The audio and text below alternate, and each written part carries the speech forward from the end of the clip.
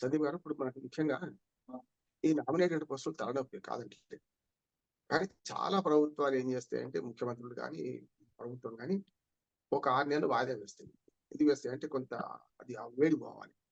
రెండోది 2 సార్లు నియమించుకున్న ఒక 2 ఏళ్లే గనుక కార్పొరేషన్ పదవులు అంటే 2 ఏళ్లే గనుక ఆ 2 ఏళ్ల కాల పరిమితి కానీ ఇంకొక బ్యాచ్‌కి ఇస్తామనే ఆశ కూడా ఉండదు. లేకపోతే చాలా రోజులు పొడిగిస్తే ఇంకా కష్టం అవుతది. ఆ! కనుక ఇప్పుడు నా ఉద్దేశం ఏంటంటే చంద్రబాబు నాయుడు అనుభవజ్ఞుడు. చాలా రాజకీయాలు తెలిసినవాడు. కనుక అన్ని ఆలోచించి చేస్తున్నాడు. అప్పుడు చంద్రబాబు నాయుడు గతంలో ఉన్నంత వెసులుబాటు లేదు ఇప్పుడు. ఎందుకంటే అటు జనసేన ఉంది, ఇటు బీజేపీ ఉన్నది. సరే బీజేపీ వాళ్ళు నామినేటెడ్ పదవులు ఆశించరు. ఎందుకు ఆశించరంటే కేంద్రంలో సఖ్యతతో ఉన్నారు గనుక కేంద్రంలో వాళ్ళ అవసరం ఉంది కనుక నామినేటెడ్ పదవుల కోసం బీజేపీ వాళ్ళు వెంపర్లు ఆడరు. ఎందుకు ఆడరంటే స్వయంగా మన పురంధరేశ్వరి గారే మరి కేంద్ర మంత్రి పదవి కావాలంటే కేంద్రంలో మంత్రి కావచ్చు. ఎందుకు కాలేదు? అంటే ఈ 2 పార్టీలకు అవకాశం ఇద్దాం అనుకున్నారు. జనసేనకు అట్లాగే ఇప్పుడు జనసేనకు మంత్రివర్గంలో స్థానం లేదు.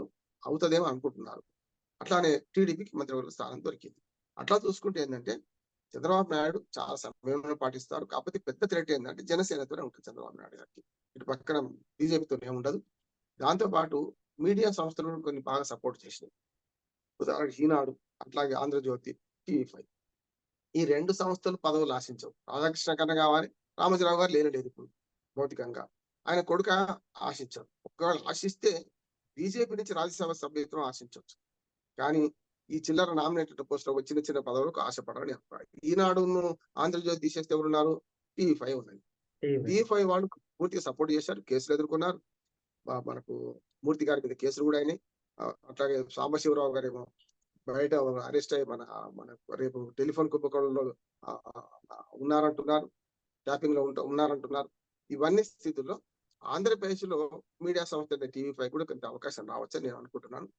కానీ ఇది ఒక్కటే కాదు, మిగతా వాళ్ళు కూడా పోటీ పడే అవకాశం. ముఖ్యంగా ప్రిస్టేజెస్ ఏంటంటే మనకు టీటీడీ చైర్మన్ మిగతా నామినేటెడ్ పదవుల కంటే కూడా కార్పొరేషన్ చైర్మన్ ఇవన్నీ కూడా మంత్రి కంటే తక్కువ.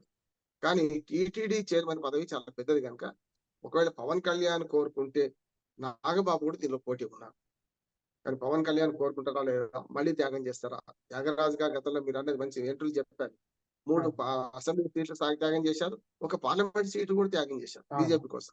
3 పార్లమెంట్ సీట్లు మొదలు అనుకుని 2కే పరిమితం అయ్యారు. ఆ 2 గెలిచారు.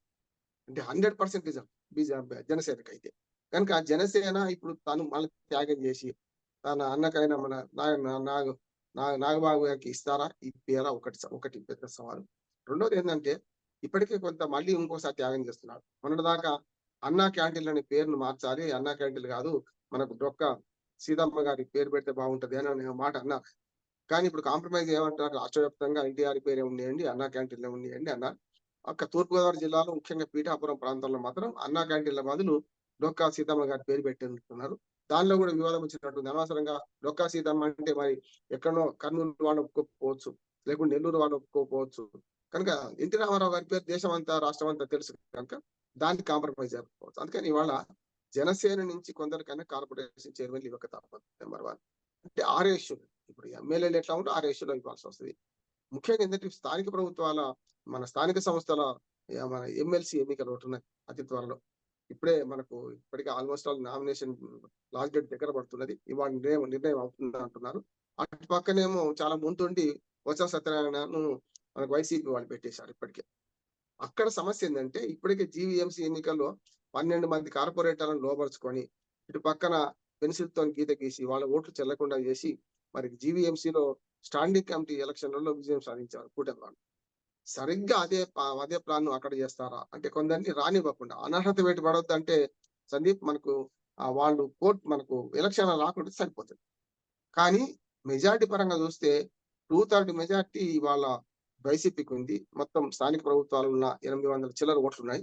800, 900 చిల్లర ఓట్లలో ఎక్కువ శాతం 500 పైకి చిలుకు వైసీపీకి ఉన్నాయి.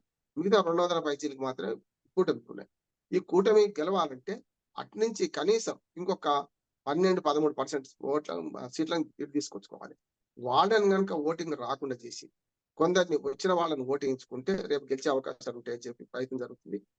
సీఎం రమేష్ నుంచి మొదలుకొని చాలా మంది అక్కడ తమ పలుకుబడిని ఉపయోగిస్తున్నారు. సార్ అక్కడ అభ్యర్థిని ఎవరిని పెట్టినా కూడా సీఎం రమేష్ అభ్యర్థిగా ముందుకెళ్తున్నారు అన్నట్టుగా నడుస్తుంది సార్. ఉంటది కదా, తప్పదు. ఎందుకంటే సీఎం రమేష్ బీజేపీలో చేరిన తర్వాత తెలుగుదేశం మూలాలు పోలే ఇంకా.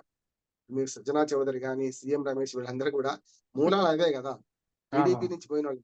అదొక ప్లానే అంటారు. నిజంగా చెప్పాలంటే వాళ్ళ వ్యాపార సామ్రాజ్యాన్ని రక్షించుకోవడానికి 5 ఏళ్ల ముందే మనకు సందీప్ 3 చేపల కథ ఉంది మనకు. అవునవును. మందబుద్ధి అనే చేపనేమో చివరిదాకా మడిగండిపోయేదాకా ఉంటది.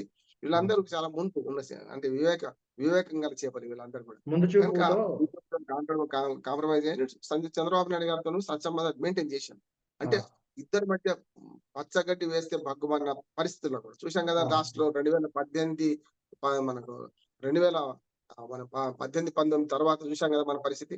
ఆ! కనుక ఎప్పుడైతే టీడీపీ, బీజేపీ కటీఫ్ అన్న తర్వాత గూడా వాళ్ళు సత్సంబంధాలు మెయింటైన్ చేశారు. కేంద్రంలో మెయింటైన్ చేశారు. ఇటు రాష్ట్రంలో మెయింటైన్ చేశారు. అందుకని ఇవాళ స్థానిక ప్రభుత్వాల ఎన్నికలు గెలుచుకునే బాధ్యత డబ్బులతోని కూడుకుంది కదా సందీప్. నేను చాలా రాజకీయాలన్నీ చూసిన వాడిని గనుక డబ్బులతోని కూడుకున్నది.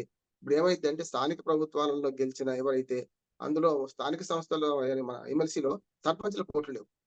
ఎవరికుంటాయంటే ఎంపీటీసీలకు, ఎంపీటీసీ. జెడ్పీటీసీలకు అట్లాగే జిల్లా పరిషత్ చైర్మన్‌లకు, మున్సిపల్ కౌన్సిలర్‌లకు, మున్సిపల్ చైర్మన్‌లకు ఉంటాయి. కనుక వీళ్ళందరూ పార్టీ పరంగా గెలిచిన వాళ్ళే. అంటే పార్టీ బీ ఫార్మ్ తీసుకొని గెలిచిన వాళ్ళు. కనుక పార్టీ బీ ఫార్మ్ తీసుకొని గెలిచిన వాళ్ళు పార్టీకి కట్టుబడి ఉండాలి. ఒకవేళ నిజంగానే ఏమైనా జరిగి వాళ్ళు తప్పుడు ఓటేస్తే పదవి పోతది. దానికి త్యాగం చేసి రావాలి గనుక మినిమమ్ ఎంపీటీసీలు 10-15 లక్షలకు అమ్ముడుపోతున్నారు. నేను తక్కువ చెప్తున్నా తగ్గించి. ఎంపీ జెడ్పీటీసీలయితే 30, 40 లక్షల దాకా 50 లక్షల దాకా పోతుంది. ఎందుకంటే వాళ్ళు మండలం మొత్తం గెలిచింది కదా! ఇప్పుడు ఈ వేడి మీద వేడి. ఎందుకంటే వీళ్ళందరూ ఏమనుకుంటున్నారంటే చచ్చిన దానికి వచ్చిందే కట్నం. పదవి పోతే పోయిద్ది. ఓ 50 లక్షలు వచ్చినాయనుకోండి, మళ్ళీ వచ్చే ఎన్నికల్లో పోటీ చేయొచ్చు కదా! అవును. కనుక దగ్గర పడుతుంది. స్థానిక ప్రభుత్వాల ఎన్నికలు కూడా వైసీపీ వచ్చిన అధికారంలోకి వచ్చినాకనే జరిగినాయి ఆంధ్రప్రదేశ్‌లో. కనుక అవును. అవి కూడా ఇంకో సంవత్సరం, 2 సంవత్సరాలు ఉంది. దాన్ని కూడా మనం త్యాగం చేస్తే ఓ 50 లక్షలు వస్తాయి. అంటే వాళ్ళు గతంలో ప్రజల కోసం ప్రజల మీద ఖర్చు పెట్టింది ఏదైతే ఉన్నదో ఎన్నికలలో వడ్డీతో సహా తీసుకుంటారు. అంటే ఒక ఎమ్మెల్సీ ఎన్నిక వరం అయింది వాళ్ళకి. అట్లా కాకుండా ఎప్పుడైతే బీఫామ్ మీద గెలిచిండ్రో వాళ్ళు ఓటు వేయగానే వెంటనే సభ్యత్వం పోయిందనుకోండి, విప్ జారీ చేస్తే, విప్ జారీ చేయడానికి వీల్లేదు. సమస్యొచ్చింది. స్థానిక ప్రభుత్వాల ఎన్నికల్లో విప్ జారీ చెల్లదు. కనుక వాళ్ళ ఇష్టానుసారం వేయొచ్చు. కనుక వాళ్ళందరూ ఏం చేస్తున్నారంటే వడ్డీతో సహా వాళ్ళు ఎన్నికల ఖర్చును వెళ్లదీసుకునే ప్రయత్నం చేస్తున్నారు. రాజకీయాలు ఏదైనా జరగవచ్చు. వీళ్ళందరూ కూడా అమ్ముడుపోయి ఓట్లు వేయొచ్చు. కానీ నైతికంగా అయితే తప్పే ఇది. ఓ రకంగా చెప్పాలంటే. ఏ పార్టీతోని గెలిచిండ్రో ఆ పార్టీ వైపు ఉండాలి.